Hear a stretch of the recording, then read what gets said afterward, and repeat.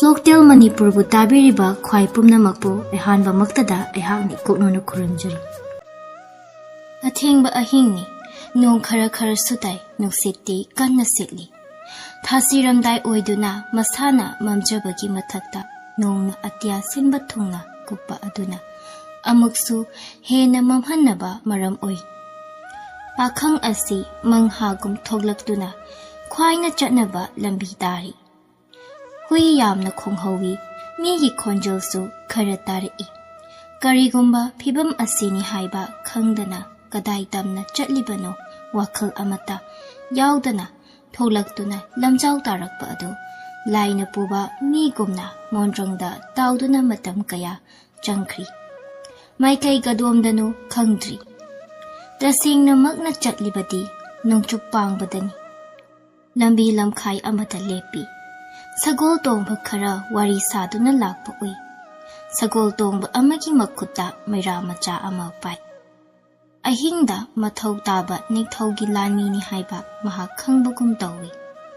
Wakhal laitrabagum chatliba mahakna matam aduda sagol tongba sing adu unadanaba hotnagi haibadi khalli. Lambigi nakanda laiba mongsong amagi manakta laisilli. Makhol thokhandana tuminna lay. Sagol tongba sing adu lanthokri. Prap thoglakduna lambi ahumgi hangna phamda lepi. Kadomda chassiki ngihak khalli. Kuina mafam aduda lepke khandi. Mikup amagi manungda nongchup adum pangtharakduna nongalamdai yahau nganba mising haunarakba urakpa matamda asukpa laikol ama yori. Laikol adugi manungda ayuk nungthil leli. Mamtharakpa matamda chatkadaba lambi ado hongdana chingkhong tanaba chatli. Chingkhong yaubaga nong ngan phati adubu mahak makha tana chathaba tawdri. Chingkhonggi asukpa mafam amada changsillaga tuminna phami. Maitrabagi tampaki nongchup ngamkhai yauri haibadu nong ngalakpada khangli. Mabukningda chamamnaba maikhu marakta mangal amadi phangsari. Chingnung chingsinkrabadi mabu masak khangba thengnararoi khalli. Mahaki pandamdi masak khangba mi thengnadaba makhongna leptana chattuna maitrabak thadok. Nongchup makai pangba thoklaba pumnamak jingnaba akiba laitana thengnaba. Siba hingba awaba nungaiba wakhal pumnamak asi mangonda lumna amata thoktraba taibang mirolgi khara chanadraba angaubada sa athauba amani. Chingthak khara kakhatli lambi macha amagi matung inbani. Tampak tamna yengthai. Numit kakhalakpaga loinana tampak sin thungna nungsa sari. Ahing ani nong trukhiba adu hangkri. Haidopam khangdaba thamogi mi inga tampak sin thungna mahakni ying. Mabukningda kapningba poi ngehak kapi. Machinda wa khara haiduna maitrabakta kaina pawmen tawningi. Machin thoktrabasu mabuktadi wa singdu hairi. Pokpadagi mayungi awa nungai khalaktrabani. Mama mapagi nungsiba amadi chairak phanglaktrabani. Maraibag yamna thirakpa hairabadi madugi paukhum arubani. Konungda yokthuna ningthauna chanba angang oina haurai. Mahai masing tamai. Laibaki saknaiba oja singdaki khangba tamba yaba mahai tamlai. Athiba mingchat lairakte. Khwaina sakhangnaraba tungi asa lairaba. Ningthaugi loisangi phamnairamdai oiraba thak yauzari. Madu phawbada maningdi thungzaraga kari makha amuk mahakna ningzari. Masa matomtanasu magi matang asigi aningbasi khangzari. Mahak kari suningdre haibadi yaroi. Sing lambi asida ngamba makai chatlagi haibadi khalli. Ching lambi da ngamba chatpa haibasi araiba thabakti natte. Samna hairabada mamang thiba chatpa haibaduni. Khongthang khudingi siba yaba khongchatni. Lambi phazana leiba natte sa kaina thallaba asukpa umang marakta chatkadauribani. Masada phirol setna chananaba matik chana yaudi haibadi natte. Iyaw yaudi haiba phawba yai. khudai ama setli ngabong ama illi makokta yetpa yaba phi macha ama yawi masina loiri makhutta chai macha ama phauba painingba pokhidi mamit pangthoklabasu uisillabasu mahakna uribasi mathabak tamna paisilakpa arangba thang ama thang adu paibi tamthirabi lairembi ama thang aduga mahakagi marakta mingchat izzat haina murum sonbi hanubi ama adutan mahak mikup amada sirabani loirabani masana masabu kanjabagi mahutta hatpiyu haiba mathabak longna yakrabani hatkidabana mahak jingthaktuda leplaribani Hauzikti mangonda thoidokpa akiba akhangba leitri mahakna sibada kanagumbigi mingchat izzat ngaknabagidamak numit nini jingnungda chatli mana soidanaba honariba haibabu maitrabak tampak lomda mai ondaba asitani lambi hek mangbaga jingmi singi khunda changi atai lambi hangedi jinglon mapal lanaba lambi kadomdanu asitani Apunaba amana puriba mi asiki mamay mamit wangang angakpani kanagumanasu mangonda tathita oina taudi siba kidana sifam thiba chatpaga atay jumnagi khongchatka manaba hongnadi athengba ahing ama awangba chingdol amada maingal ama ui maingal adu langmai chakpagi maong natti Mafam lengdi phana sangna mahakna leptuna arapadagi yengi Mafam amatada lengnana chakpa maigi maingani marakta khangang khalai mahakna khali mi khara mafam aduda mai tikli makhoina achakpa maida singyan sinbada anauba mangal thoklakpa oirumgani Mana yengliba haibati lepliba mafam aduda ahing adu lelagi khalam Mairi mangal adu ubada mai hauriba mafam adu tana chatlagi khanduna chena chatli Angamba kaba matang yawi maduda sumahak awaba khangdana yangna kakhatli Paiba yaba usa uri upan paiduna chingdon adu yauri Angakpa saktam ama mangda uri Chingdon adu pakti atumba chingdon ama khasiktang temlaklaga komacha ama tauraga mai hauri Mainak aduda masam sangba makoi chomba mapi khaziktang setpa nipa ama tuminna phami Manakta ibudau asonba achauba ama mai yai Ani asi nungsinaba marup ani phaminaduna mai yai bukom amana amabu khazik yengnaraduna lei Masi ubada pakhang asida akiba pokte angakpa apenba haidokphom khangdaba tuzungba amadi phawi ngehak yenglaga changsinduna nipa adugi manakta yowi mai tiklamba nupa asina pakhang asibu uraga nungsine yengi wangangano haina machinda khudombi ingit tawi loina na phamu haibagi ingit supi Ngayhak layraga ibudau asonbadu tuminna sotpre lauramdana chatki wa amata ngangnadana ani asi nungalamdai phauba phammi Angakpadi tuminna phaminnaba aduda ani aduna thamoinungda mayek chumba wari sanari masi pakhang aduki pukningda phawbagi wani Lairemba nipa asina hangli nang kadaida chatpano kana unagi thibano Yongning mafam amatang pukningda lepchaba ngambra Pakhangna khumli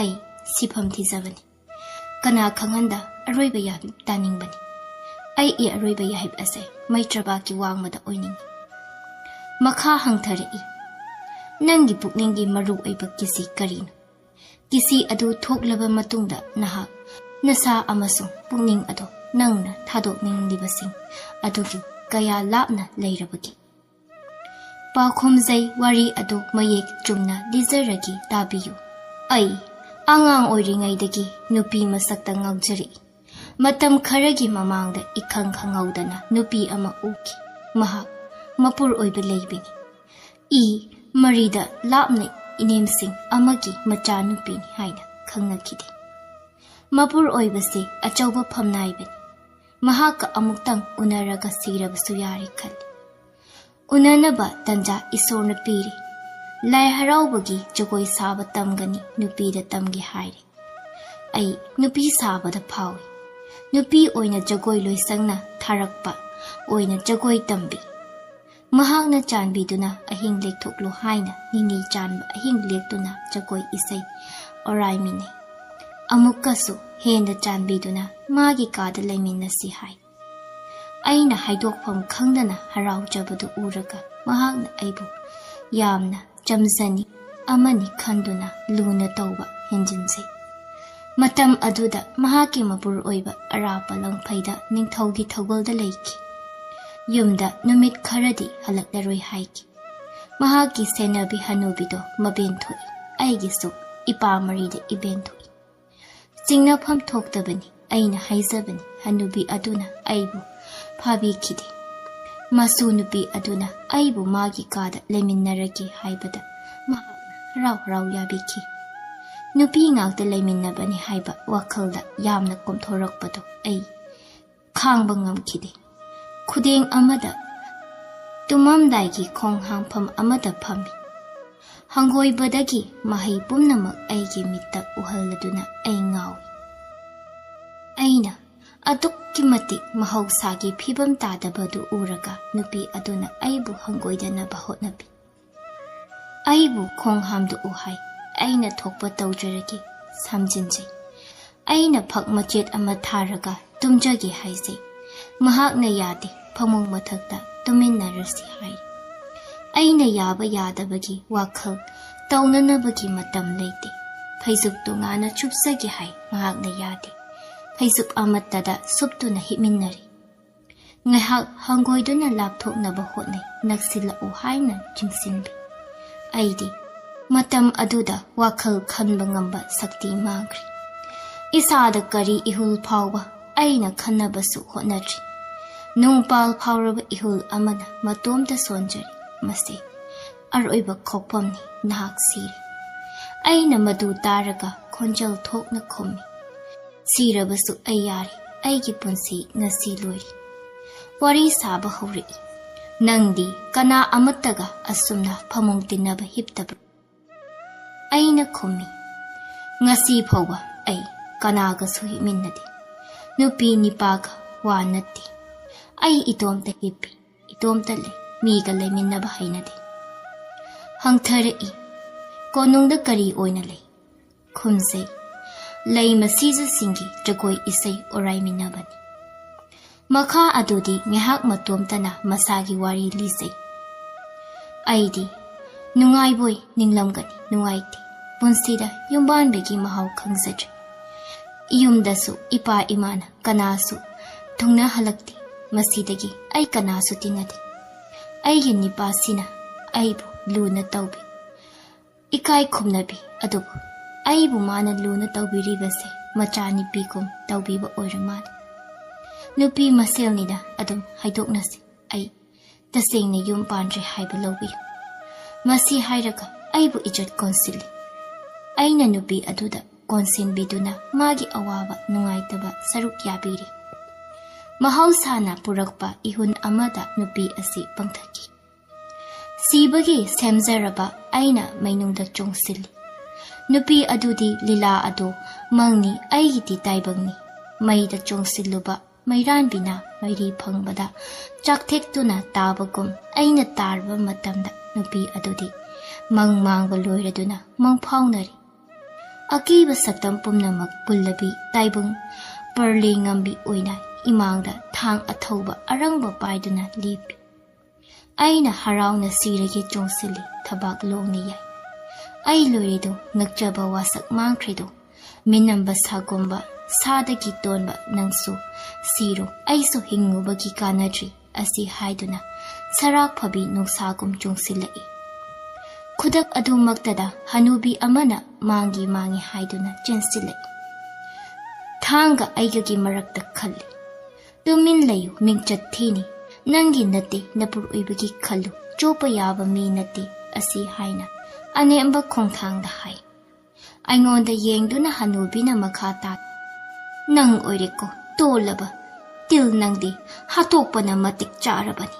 Nang gumbagi thawaidi mamal yaudrabani. Adu imung asi chopa yadabani khodaktana sa hingnaba chelu siningba mafamda siru nangna sibada imung asi nupi asi jenarakan matam aduna aina khumki aibu hatok phiru ai hingzararoi irangi matik chabani hanubina haiki nangdi sirabani ni siraba imung asigi ichat mingchat kalluni asi hairaka aibu khudai macha ama sethallaga ngabong asiga thogal tana hanubi aduna aibu inthoklakpani imung adudagi selakpa phi ilakpa ngabong adu isada paklibasin matang asi yaurakpada pakhang aduna mai tekliba nipa aduda yengjai nongalakpagum su tawri karigumba wa amata hairamdana pukhawkalaga mahak chatkri amuk hana mai tekningbagi wakhal pakhang aduda leitri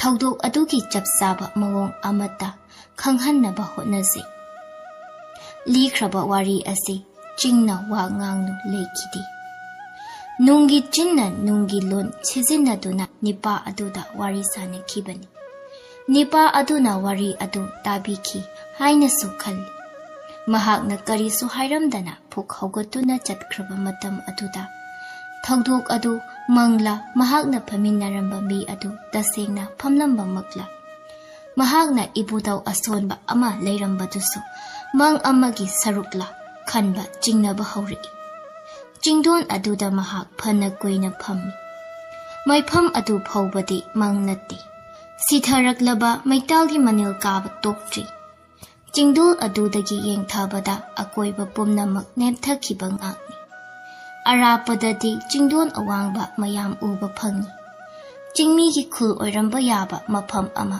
anida maikhut kaba ui jingdol adudagi khul manba mapham sing adu karam yogadaba khangdi lambi macha khara tongan tonganba maikairomda chatkhiba amambada akiba laitana chelakpa mahakna anganbadadi mathauna khara halli kanagumbana ukhidanaba lotlaga chatpa natraga phamba amadi tawragi jingdon aduda iphong phongna leithokpa tawroi khalli urakta changsira natraga lambi amagi matung insira khalli kuina khanba yaba matam natti lambi khudingmak asongba umang marakta chatpani adu oirabasu jingkha tana chatharibanina isingkhong ama phangadra khalli mahak isingkhong maya ama yongningi mamai mamitta thokningi masa sengdokningi konungda leibanina jinggi isingkhonggi wari tai jingmi singna khungi apunba isingkhong kaya luna tauba haibagi wari ningsingni akhuba lambi ama khallaga chenthori kanasu thengnadi khara chatlaga iput ama thengni yamna kanba iput natti tapna tapna khara khara ta machum tabagum tabani ising khara laubada mehak matam changi ising aduna mamai mamitta thokpada thungda namdaba haiba mawong adu tai yarabadi irujarabasu pambani irujaraktaba numit nini mapung phari numit thoklakpada iruja thoklaka lai khuramba thuidok khendokna numit khuramba nomagi toklaktaba jahi kuirabani ahallaman akhang ahina takpiba matung inna ayuki sajai jagoi sai orai jaba sangkraba thodang leijaribani tawdri toklakpada ngairiba numit yengsei mahausagi loisang adudi machinda thoklaktri mahalna numit khudingi saksaba isai kaukri angamba lambi aduda thoidokpa pandam yaudana jentharakpa ising ichel macha ama yori lok macha amani turel achauba amada tinnagadawriba lokni ichel adugi matung inba chumi khanduna ichel adugi mapanda naptuna chili chena ahingi mai tikpham chingdol adu ningsingi maduda amuk hanba tarabadi lapna chathokpadi phatti khanjai adubu makhong thangbadi leptabanina jingdol adudagi lapthoklakli numit yunggadawri jingchep anigi marakta numit ngehakui numit khudingi hannati numit yungbagi numit busu mahakna khurumjabani khurumdri turel ama thengnari maming khangdi ichel chawi nongju tha oibana launa khongna cheli Mana thunglariba mafam adudagi khongkap khara kakhatlaga turel adu yamna pi'i. Mayaida uwa phazana hauba atongba ithak ama lei. Madu mahakna yawningi manungda numit tadriba phauba lotba nungaini khali yawnanaba upaidi udi. Pukningda ninglaga tawdaba nungaiti. Lanaba hotne mana lebliba turban adudagi aruba isenna tabanina anaiba isingna khumba nungda netlaga chatkadawbabu arepa khangdana karamna chatkani mahak ningjing mangzingna ngaihak lepi. Ikhang khanghaudana jingmi khara lai mangonda munna yeng wa amata hairamdana atongba asongba ithak adu tana ichal adu samduna chatkhiba ui. Munna yengi makhoi yaukri masak ukidri asongba marakta makhoi mangkri. Mahak changhaudaba phai khanjari lambi atenba mapa khangdabanina mahakna chatlamba tarabasu ising chenthariba yai sanghaudri ngehaki pukning wai sangli. Asongba ithak adugi maramda khanthari izamzamba ithakti natri changkhriba sing adu yamna khangna bab tana changki. Lambi su ising marak aduda khwang phawba chotana asemba lambi amagi mathakta chatpagum uki. Mi khudingmak mathau amamamda pukning lepnarabagum haidok haisin leitana prap chatli. Pot mayam natraga migi thumuk amamam pai. Pakhangna ithak asigi maram khara khangninglai kari tawsigi khali. Maram khangdana kok chusilugadabasu khara chingai. Ngaihak torbanda leptuna yengi lambidi mapa haiphet khanghauri. Asum khanjana ringaida chingi leisabi khara wagi utong asangba buduna ising sokpa laki. Utong singdu nanganda poba samda hapi amamamda ahum mari gumba chali. Mari bob wa achobagi utongni sangi chawi. Ising yamna changani. Pakhangda yenglaga marol lunay. Aki akhang leitana nok kheduna ising choklaga chatki. Pakhangna amatasu hanghaudi. Lon khangadra khangmoidra khanglingaida desabi sing adu chatkari. Ikan kanadana ahal amalai masam ningthina kakti sangnat amasunati. Lengjum mathakta thau phataba thangna samhali. Haiduna kakthatpagum sang ngauri tawraduna naina ipha phana taduna le. Maphi marol yamna motli. Athaba ngabong tangkhaigumba ama ili. Seliba phi adudi yamna pikpa khudai macha ama gumbani. Sudaba kuirabagi khudam ui yamna sumalli. Saisang ama pai lichai maru yaubani. Thumuk makhum panba macha ama supai. Pakhang uraga lepi ngakna yengi. Ngehak genglaga tampaki mi mali chumbara hangi. Pakhang na chumi khumi. Long khangna ba mi ama wari sagani khanbagi nungaiba phawi. Kadaida satpano kari thibano napang yaubara hangna hangi. Ipa yaudi ithantan maitrabak tampak thadotuna lakpani. Yamna lapna chingtana chatkragi lakpani. Numit ni suri lambi khangri khara takpi. Lambi khangdana karamna jinglangani. Lambi khangba jinglamba singi matung illu natrabadi naponsi suppa jinglanba ngamdoi.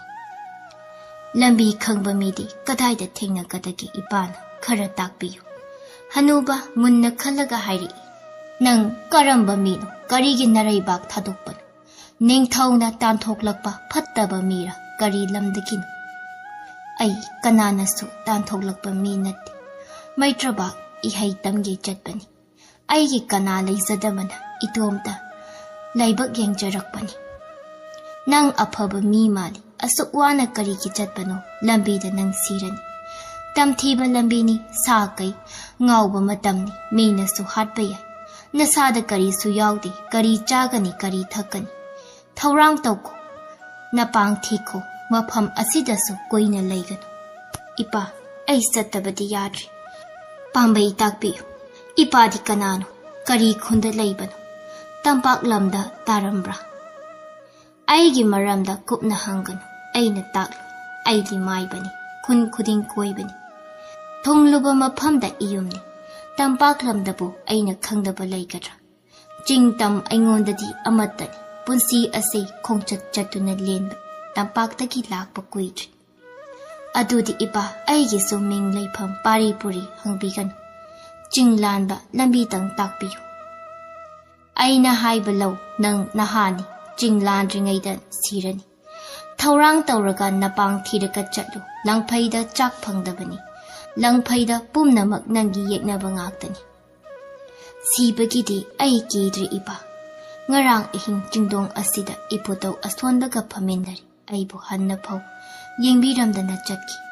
Masi tabada ahal adu mamit yeng haifet hongi iping ping na hairi. Lai gi kai thengnaraba lai su thengnarabra. Pakhang lai thengnadi nipa amadi mai tikminne. Kai ga mai tikminnaba mi adu lai ni ne. Mahakadi wari su sari pa. Mahakti wa ngangdabani karamna mahakka wari sai.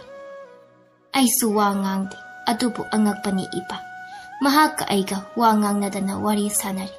Aigi athupa pumnama mana khangbikri. Kari wa athupa nangi athupa aronba yamna leibra. Leirami ipa adubu ngarang ahi mai tikminna khiba mangonda loina lithokri. Aingonda karigumba wa amata lemhodri liningai leitri. Adudi pakhang nangdi laina yabiraba mini. Nang kari su kirurano nangi yeknaba leitri. Lainingbam mafamda leiru. Asi hairaga hanuba pakhangda khongdagi ton phauba hanna yeng. Pakhangna bab taba ngamdi. Maiba asina mangonda asuk munna karigi yengliba. Wakhal amadi yengbanabu chummi. Mahak isam samba midi natti. Taibangi chatna lonchatki mapan thoklaba mini. Tauhaidaba taururi khahaidaba khalluri chahaidaba charuri. Mahakna hausik kari lambida karamba taibangda lotlaga mahaki aranba thabak. Wakhal sing adudagi nathoktuna chengadawrib. Mahak isam chamba mi natti haibadi magi manungdagi haiba yaramba matam leirami. Hausikti madu natri. Khwaidagi topthokpa mi amadi oiri aphaba achumba lambidadi natri. Hanuba aduna mabu khongdagi ton phauba yengbadu tokre. Makha awang khara hangi khali mali. Matam ngahak lukthana wakhal khali. Wa ngangba hauri. Nang mapan satkhigan pakhang ama oisan nang. Laigi manakta layo naraibak phagani. Kanana su lai asi thengnaba phangba natti. Atonba ithakta khudongbi thillaga mafam asi ubara. Ithak asi lai adu nungthinda masida kom amagi manungda leibani. Numidangda chingdolda mai tikpa kabani. Nungthilda aikhoi ithak asida changba yabara. Hauzik ngehaki mamangda mi kharadi changki makhoidi kana kana. Mabu ningjabi singh. Makhoina su lai adu uba phangdi mahakti kom manungda leibani. Mahaki manakta phamlaga mabu ningbani. Aningba sing asina haibadi mahaki manakta phamlaga wakhal aphaba lausing asengba phangi hai. Chumlagani aikhoidi yaurudi. Aisu sangduna yenglugi ipa lai adunadi aigi wa khara tabikri. Madu nangi wakhal aikhoidi changba ngamdi. Changluba mising kiduna handolakli. Mahakna yaba khara tamak manakta thami hai. Kari tawduna mibu gihanbra haibadi khangdri. Pakhangna jarak thaklaktuna numit humni suri. Masada aram kaurangba khangdri. Mana chaba thakpa pothaba tumba haibagi wakhal tawdri. Hanubana hangi. Nang kari zari karam chagani ching asida nangi khangnaba kanale. Nang angawba kum chatpa mali. Nang angawba dinatiko. Pakhangna khumi. Saba thakpagi wakhaldi aingonda laktri ipa. Nangna ithak asigi wa takpibadagi ithak asidagi pukning ase lapthokpa ngamdri. Ithak asi changlurba matung atay pumnamak kona khanjaragi. Hanubana khumi. Madudi aigi wa laugano akhangba minati ithak asida changnadi. Wangthoi lakpa chahi humpu hili. Machanipa pakhang macha phari. Jit saina panba chahi ani surak pada. Hamdaraba lakpagi macha umthoi mahai masing masak matau bebar mathawna bangal pumnamakta mamingga chapchani wangthoi pisum anibu maraibak phaba phabi mapa mamani haina laibakna thagatnai mapunsi supa ningthoupam heibagi angamba oiramba wangthoi haujik jisai ningthogi karisu oijri manai masil yamna leitri mayum hinkol chawba makna muthatpa ngamdaba haibabu pumthoigi wapu bok chongsnagi sagol mayam mahakna yoktuna senaba madugi oknanaba hinkol laman achawba kanduna thamba sagol lakpa senaba pakhang singbu sagol tongba thang ta mukna kangsi tambibagi thabak asimak ngairi hairiba thabak sing asida mahak matam lenba ngam khwaina yengbada mahak nungaina le mahaki sagol sang asi yamna chaw chongsanagi haibali makuboki sagol punamak mangonda sinarabani chongsana kombi animak mapangal yaudri chongsana sagol lakpa tambiba kanna tawdri chongsanagi masa noithorakpa aduka loinana mapangal sondarakpa aduda pisumna mapabu sagol lakpagi thabak tawbiranu haibadagi chongsanana magi araiba sagol ka loinana mangonda sagolgi mai tamlamba pakhang pumnamak phamdaraba lakpada sinarakpani pumthoi chahi dara manga mapung phabata ngairi angakpani mahakna sagol hai singba adu uraka mahapu chahi dara manga gi pakhang machani hainingdi mama mapa mapuna mahako khara hena pukning changna tambibagi mathakta mapa wangthoi su langi lau pumnamaksu takpirabanina thoibu matam adugi mamanaba amati leibak ningthongna masak khangba hori mapana mahakpu mimangda yariba makai puthoktanaba hotnai mine saunai angangbu losinduna thammi mimang thokhandi kari wakhanno phamdaraba lakpana khumi matam lakhisana angangbu kanungda mapal satlaka maihai yalhanba haunadi kananasu maduda yetluba ngamdi matamgi khonglei kananasu thingba ngamdi pungthoi laibak thokli kumhai oina magi tawba ngambabu yengnari ningthau chitsaina panba chahi ahum surakpani ibudau pakhangba harauba lusilakpagi kumhai harauba numitni kumhai oina utpa yaba kangzai sagolna tawba ngamba migi lamjal jengjong mangjong khongyai akakpa leitana utli jingdagi maitrabagi wangmadagi tampaki mapham kachal koya pumnamaktagi ayingba mi lai kumhai utpasu lai thang tagi kumhai sarik sarak isai chakoigi marakta thektuna utli leibak pumnamak yamna penai miyam tinbagi haunaba kumhai marak aduda khatna chainaba marai yetnaba warim ngangnaba marang kaina yauri ningthau chesaigi anauba phamnaiba karam lakba matik makun leiba angambani khangnei masa phabagi mati magun sulei mahaki sanabi kauba sagol asi phawi migumna singi wangi masa phai masak phaji nali sagi langi natraga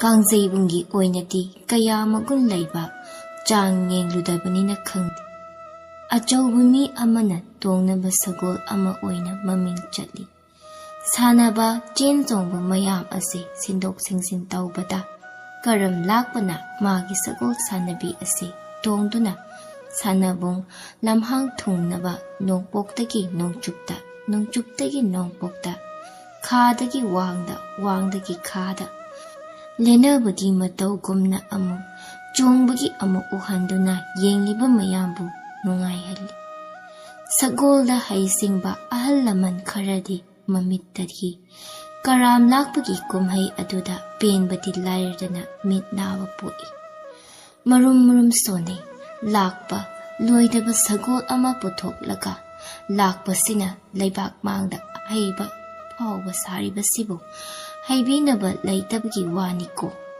aina amuktang tonglabadi ko asina jingba tongan ba mot pinari phamliba ahalsing atugi manungda jongsana yauri mahakna lakpa sakol khara puthokduna mastu nipa pumthoina kumhai utpada ayengbana penari phaminariba marakta lakpadugi misu yawbanina tabda nungaiti lakpana sanabi tongduna ahal lamangi mapada jangsilakpa tanja amata magi mi amana law ibungo lakpa khunek sanabido lakpa loidri hainaba ahalsu yauriko madu tarak o adum hainabasu yawbara ahal laman marakta hairamlaga thowoina chakhi ngaihak khongkap tara kun chathokluraga amuk khansilai hairei ahal laman singi motu thabak oina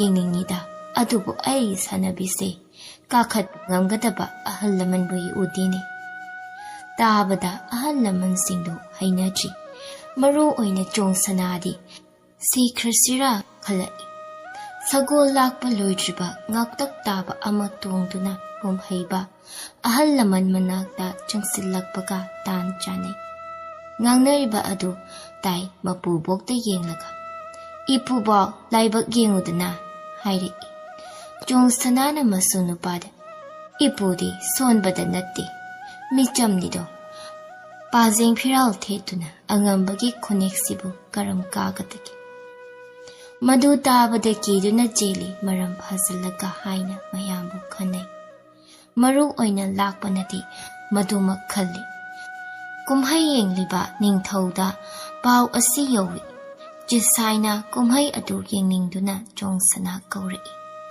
jongsana kina jingnana ningthou mangda changi khurumi khura lakpagi sagolse amuktadi tongudana yathangni nanai aidi pham amatasu naijaramde pazeng phiral thecharamde angambagi khunek ase kahaigadrane tawhaigadrane khumse kabadi ngamkhigadra khura hangbi ngamjadragasu isa isu singna thangatpiba yai kharasu noire pangalsu wati madu tabada ningthou chisaiba noi makha tarai adudi sagol tongdredana khura sagol kaba ngamdrabadi tongba ngamdraba natrane madu nati ibungo makha tana khumsai kaba waduna sangonda thangatpiraga khurji bairaga mathakta sagoldagi isa kanjabadi tonganba mahain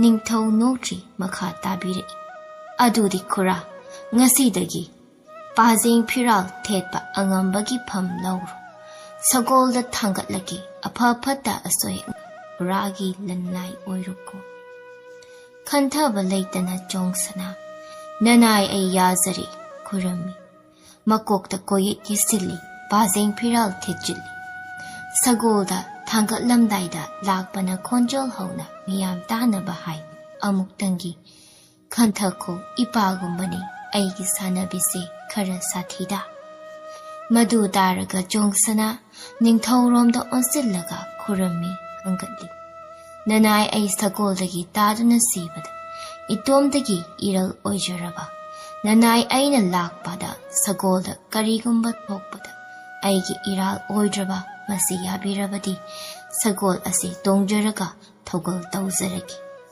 ningthougi yathangbu ngaingamdi lakpana nanghoraroi-dukum tai onthokpa ahannida siranido khamba yadrabanina phari phari mit uisinduna lai khurami mabu tampirakpa oja khurami kaboi inkhatpoi jongsana sanabigi mathak yauri khurji pairi mang phamu lumsingano haiba kholauna maikai pumna makninari ahansi sirani haiba yawi hanu thangda ngawmalli sisanu haiba yawi khangzaba ama leiduna tawribani ahal oikhibagi wani jongsanagumba sagol haibabu maitrabakta leibara asi hainaba yawi sanabigi haurakpham lakpham sajet jongsanana khangi asingba aphaba sagolni mapu kanba ꯌꯦꯛꯅꯕ ꯊꯤꯅ ꯇꯧꯕ ꯑꯗꯨꯕꯨ ꯉꯁꯤ ꯁꯥꯟꯅꯕꯤꯒ ꯆꯣꯡ ꯁꯅꯥꯒ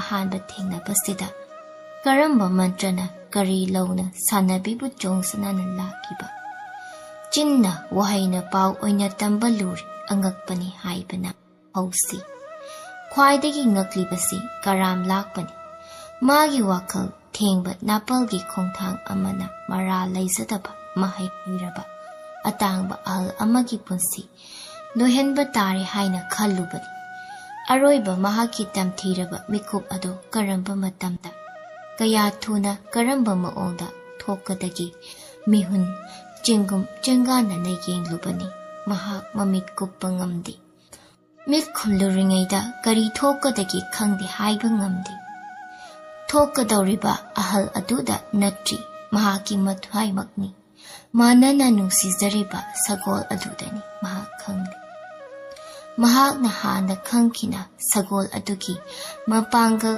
ꯃꯊꯧꯅꯥ ꯍꯩꯁꯤꯡꯕ ꯀꯗꯥꯏꯗ ꯃꯥꯡꯈ꯭ꯔꯕ ꯃꯤꯇꯣꯞꯅ ꯇꯣꯡꯕ ꯃꯍꯥꯛꯅ ꯌꯥꯅꯤꯡꯗꯕ ꯅꯨꯡꯁꯤꯗꯕ ꯃꯤꯅ ꯇꯣꯡꯕꯗ ꯃꯍꯥꯛꯅ ꯁꯥꯊꯤꯕ ꯂꯝꯆꯠ ꯑꯗꯨ ꯀꯗꯥꯏꯗ ꯃꯥꯡꯈ꯭ꯔꯕ ꯃꯥꯏꯕ ꯑꯍꯩꯕꯒꯤ ꯃꯟꯇ꯭ꯔꯅ ꯄ꯭ꯔꯤꯡ ꯄ꯭ꯔꯤꯡ ꯆꯣꯡꯂꯝꯕ ꯂꯥꯛꯅ ꯐꯥꯅ ꯉꯝꯗ꯭ꯔꯕ ꯉꯟꯇ꯭ꯔ ꯇꯦꯛꯈꯤꯕꯒꯨꯝ ꯑꯍꯩꯕ ꯃꯍꯨꯠꯅ ꯁꯥꯃꯨ ꯂꯥꯛꯈꯤꯕꯒꯨꯝ ꯃꯥꯒꯤ ꯁꯥꯟꯅꯕꯤ ꯁꯣꯡ ꯁꯅꯥꯅ ꯍꯅꯨꯕꯒꯤ ꯃꯈꯨꯠꯇ ꯄꯪꯊꯕꯒꯨꯝ ꯊꯣꯛꯈ꯭ꯔꯤ ꯆꯣꯡ ꯁꯅꯥꯒꯤ ꯁꯒꯣꯜꯗ ꯍꯩꯖꯕ ꯃꯍꯩ ꯎꯠꯄ ꯍꯧꯔꯛꯀꯗꯧꯔꯤ ꯌꯦꯡꯂꯤꯕꯁꯤꯡ ꯉꯛꯅꯩ ꯄꯦꯟꯅꯩ ꯊꯥꯡꯒꯠꯅꯩ ꯏꯀꯥꯏꯅꯩ ꯀꯂꯛ ꯄꯦꯟꯅꯩ ꯆꯣꯡ ꯁꯅꯥꯅ ꯂꯥꯏꯅꯤ ꯍꯥꯏꯅꯩ ꯆꯣꯡ ꯁꯅꯥꯒꯤ ꯅꯍꯥ ꯑꯣꯏꯔꯤꯉꯩꯒꯤ ꯃꯒꯨꯟ ꯁꯛꯅꯔꯤ ꯃꯍꯥꯛꯁꯤ ꯑꯍꯜ ꯑꯣꯏꯔꯕ ꯐꯥꯎꯕ ꯍꯜꯂꯝꯗ꯭ꯔꯤꯅ ꯀꯗꯥꯏꯗꯒꯤ ꯍꯟꯒꯗꯒꯦ ꯃꯃꯤꯡ ꯑꯁꯤ ꯁꯒꯣꯜꯗꯒꯤ ꯐꯪꯕꯅꯤꯅꯦ ꯀꯔꯤꯅꯣ ꯋꯥ ꯉꯥꯡꯅꯒꯨꯝꯁꯤ ꯉꯥꯏꯍꯥꯛꯇ ꯀꯨꯝꯍꯩ ꯌꯦꯡꯁꯤ ꯑꯁꯤꯅꯆꯤꯡꯕ ꯍꯥꯏꯅꯗꯨꯅ ꯂꯥꯡꯅꯔꯛꯏ ꯁꯒꯣꯜ ꯀꯥꯈꯠꯂꯝꯗꯥꯏꯗ ꯆꯣꯡ ꯁꯅꯥꯅ ꯍꯥꯎꯈꯤꯕ ꯁꯒꯣꯜꯗ ꯍꯥꯏꯕꯗꯤ ꯂꯥꯛꯄ ꯑꯉꯝꯕꯒꯤ ꯈꯨꯅꯦꯛꯁꯥ ꯑꯁꯤꯗ ꯀꯔꯤꯒꯨꯝꯕ ꯑꯃ ꯊꯣꯛꯄꯗ ꯃꯥꯒꯤ ꯃꯔꯥꯜ ꯅꯠꯇ꯭ꯔꯕ ꯍꯥꯏꯕꯗꯨ ꯇꯥꯍꯧꯕꯁꯤꯡꯅ ꯑꯥꯔꯊ ꯂꯩꯔꯝꯗꯕꯅꯤ ꯍꯧꯖꯤꯛ ꯑꯥꯔꯊ ꯂꯩꯔꯤ ꯌꯥꯝꯅ ꯂꯩꯔꯤ ꯆꯣꯡ ꯁꯅꯥꯅ ꯀꯨꯝꯍꯩ ꯈꯔ ꯈꯔ ꯍꯧꯔꯛꯄꯗ ꯂꯥꯛꯄ ꯃꯔꯨ ꯃꯌꯥꯡ ꯇꯦꯛꯄ ꯍꯧꯔꯤ ꯃꯔꯝꯗꯤ ꯁꯒꯣꯜ ꯑꯁꯤ ꯅꯩꯊꯦꯛꯂꯒꯦ ꯍꯥꯏꯅ ꯆꯣꯡ ꯁꯅꯥꯒꯤ ꯃꯍꯩ ꯃꯊꯪ ꯃꯊꯪ ꯁꯤꯖꯤꯟꯅꯕ ꯍꯧꯔꯛꯄꯗꯇ ꯁꯒꯣꯜ ꯑꯁꯤ ꯋꯥꯔꯤ ꯆꯣꯛꯊꯔꯤ ꯃꯇꯝ ꯀꯨꯏꯅ ꯀꯦꯊꯣꯛ ꯃꯧꯊꯣꯛꯅ ꯂꯥꯛꯄꯒꯤ ꯑꯀꯨꯝꯗ ꯑꯔꯥꯏꯕ ꯋꯥꯗꯕ ꯈꯣꯡꯊꯥꯡ ꯈꯔꯗ ꯍꯩꯅꯈ꯭ꯔꯕꯅꯤ ꯁꯒꯣꯜ ꯂꯥꯛꯄ ꯇꯝꯊꯤꯔꯕ ꯍꯤꯡꯆꯥꯕꯒꯤ ꯆꯩꯔꯥꯛ ꯀꯥꯎꯈ꯭ꯔꯕꯗꯤ ꯉꯁꯤꯗ ꯅꯤꯡꯁꯤꯡꯂꯤ ꯆꯣꯡ ꯁꯅꯥꯒꯤ ꯄꯨꯟꯁꯤ ꯃꯥꯒꯤ ꯃꯍꯩ ꯉꯁꯤ ꯁꯤꯖꯤꯟꯅꯔꯒ ꯁꯤꯈ꯭ꯔꯕꯁꯨ ꯐꯔꯤ ꯈꯜꯂ ꯃꯥꯜꯂꯤ ꯑꯔꯦꯝꯕꯗ ꯄꯥꯎꯔꯝꯕꯗꯤ ꯅꯠꯇꯦ ꯅꯤꯄꯥ ꯑꯁꯤ ꯁꯒꯣꯜ ꯂꯧꯁꯤꯡꯗ ꯂꯥꯛꯈ꯭ꯔꯕꯅꯤ ꯃꯤ ꯁꯒꯣꯜ ꯂꯥꯛꯄ ꯇꯣꯡꯕ ꯇꯝꯕꯤꯈ꯭ꯔꯕꯅꯤ ꯂꯩꯕꯥꯛ ꯄꯨꯝꯅꯃꯛ ꯈꯪꯂꯤꯕ ꯁꯒꯣꯜꯒꯤ ꯃꯔꯤꯗ ꯆꯣꯡ ꯁꯅꯥꯒꯤ ꯁꯦꯕꯥꯛꯅꯤ ꯍꯥꯏꯔꯕꯗꯤ ꯂꯦꯝꯅꯔꯤꯕꯅꯤ ꯑꯗꯨꯕꯨ ꯆꯍꯤ ꯈꯔꯒꯤ ꯃꯃꯥꯡꯗꯒꯤ ꯃꯍꯥꯛꯀꯤ ꯁꯒꯣꯜꯁꯪ ꯄꯤꯛꯁꯜꯂꯛꯄ ꯃꯤ ꯇꯝꯕꯤꯕ ꯍꯟꯊꯔꯛꯄ ꯃꯤꯔꯛ ꯇꯤꯟꯕ ꯋꯥꯁꯤꯜꯂꯛꯄ ꯑꯗꯨꯗꯒꯤ ꯀꯥꯎꯅꯕ ꯍꯧꯈ꯭ꯔꯤ ꯅꯍꯥꯔꯣꯜ ꯈꯔꯅꯗꯤ ꯃꯍꯥꯛꯀꯨꯝꯕ ꯑꯁꯨꯛ ꯃꯒꯨꯟ ꯂꯩꯕ ꯅꯤꯄꯥ ꯑꯃ ꯂꯩꯔꯝꯃꯤ ꯍꯧꯖꯤꯛꯁꯨ ꯍꯤꯡꯂꯤ ꯍꯥꯏꯕꯁꯤ ꯈꯪꯗ꯭ꯔꯕꯅꯤ ꯉꯁꯤ ꯀꯥꯡꯖꯩꯕꯨꯡꯒꯤ ꯀꯨꯝꯍꯩ ꯃꯌꯥꯝ ꯑꯗꯨ ꯃꯃꯤꯠ ꯊꯣꯛꯂꯛꯄꯒ ꯊꯥꯕꯜ ꯃꯉꯥꯟꯒꯨꯝ ꯃꯥꯡꯈ꯭ꯔꯤ ꯆꯣꯡ ꯁꯅꯥ ꯍꯅꯨꯕꯒꯤ ꯁꯒꯣꯜꯒꯤ ꯀꯨꯝꯍꯩꯗ ꯑꯃꯨꯛꯇ ꯊꯣꯛꯈꯤꯗ꯭ꯔꯤꯕ ꯃꯑꯣꯡ ꯈꯔ ꯎꯕ ꯌꯦꯡꯕ ꯂꯥꯛꯄꯁꯤꯡꯅ ꯄꯦꯜꯂꯤ ꯀꯥꯡꯖꯩꯕꯨꯡ ꯊꯨꯡꯅ ꯈꯣꯡꯖꯦꯜ ꯑꯌꯥꯡꯕ ꯑꯇꯞꯄ ꯑꯅꯤꯃꯛ ꯀꯨꯝꯍꯩ ꯎꯠꯂꯤ ꯈꯪꯆꯦꯟ ꯆꯦꯟꯕ ꯈꯪꯐꯥ ꯐꯥꯕ ꯈꯪꯂꯩ ꯂꯩꯕ ꯁꯒꯣꯜ ꯑꯃꯗ ꯇꯣꯡꯕꯅ ꯄꯤꯕ ꯌꯥꯕ ꯃꯈꯜ ꯃꯈꯜꯒꯤ ꯏꯪꯒꯤꯠꯇ ꯁꯒꯣꯜꯅ ꯏꯟꯕ ꯏꯟꯗꯕ ꯁꯒꯣꯜꯒ ꯁꯒꯣꯜ ꯇꯣꯡꯕꯒ ꯀꯔꯝ ꯄꯥꯎ ꯐꯥꯎꯅꯕ ꯎꯠꯂꯤ ꯃꯩꯇ꯭ꯔꯕꯥꯛꯅ ꯁꯒꯣꯜ ꯍꯥꯏꯕꯁꯤꯗꯤ ꯑꯋꯥꯅ ꯉꯥꯛꯂꯤꯕꯅꯤ ꯌꯨꯝꯊꯣꯡ ꯈꯨꯗꯤꯡꯒꯤ ꯅꯤꯄꯥ ꯃꯁꯤꯡꯒꯤ ꯑꯃꯃꯝ ꯁꯒꯣꯜ ꯑꯅꯤ ꯑꯅꯤ ꯑꯄꯥꯔꯒ ꯊꯝꯃꯤ ꯅꯤꯄꯥ ꯄꯨꯝꯅꯃꯛ ꯁꯒꯣꯜ ꯍꯩꯕ ꯉꯥꯛꯅꯤ ꯑꯊꯣꯏ ꯑꯍꯦꯟꯒꯤ ꯋꯥꯇꯅꯤ ꯆꯣꯡ ꯁꯅꯥꯒꯨꯝꯕ ꯁꯒꯣꯜꯒꯤ ꯑꯣꯖꯥꯒꯤ ꯊꯥꯛꯅ ꯑꯃꯅꯤ ꯃꯥꯒꯨꯝꯕ ꯃꯤꯗꯤ ꯇꯥꯡꯅ ꯑꯗꯨꯝ ꯊꯣꯛꯏ ꯆꯣꯡ ꯁꯅꯥꯒꯤ ꯀꯨꯝꯍꯩ ꯎꯔꯒ ꯂꯩꯕꯥꯛꯅ ꯃꯍꯥꯛ ꯑꯁꯤ ꯁꯒꯣꯜꯒꯤ ꯃꯟꯇ꯭ꯔꯁꯨ ꯍꯩ ꯍꯥꯏꯅ ꯊꯥꯖꯅꯔꯤ ꯃꯍꯥꯛꯀꯤ ꯀꯨꯝꯍꯩ ꯑꯁꯤꯗ ꯃꯁꯥꯒꯤ ꯁꯒꯣꯜ ꯇꯣꯡꯗꯨꯅ ꯃꯁꯨ pumthoiba ningjai kaida sokhigadagi senasai mapu bokna sinariba lau pumnama kupna yengzai mahaksu sagolda pukning lupliba angang phana ningthina damjari hainasu khwaina uribani sagolna lakchadri haibasi khwaina uraba matungda jong sanana lakpagi napal khara hanbara yengi haiduna lakpagi nakta thozili sagolgi soktharaba surta halli lakpagi napal hanbada natri mangkhri jongsanagi maphamda akiba nolukpagi bebar utningbadu lotri haire iba ibungu aina lali ngakpiyo aigi sagol ase lakpa asita he khanje madu tabada jongsana khomi ibungo lakpa sagol ase phakraba sengkraba darani ahal oising khridingaida kharatang sajai ta hulhobadi phai ai makha taranura pelabara matang ase yaubada kumhai adu thupjilli jongsanagi numit oikri mabu matam kuina kaunaruraba ningsingnari pazing phiral thitli khwaidagi nungaibadi sejriba phauba lowyam amasu phangli lawphamsing ado ningthina nindriba lawni mamak nipa awang thoigi langphaminai sagaigi miyamgi mateng lawduna temthoklaga sagol thampham matek amasu semgi khanduna harau harau lawri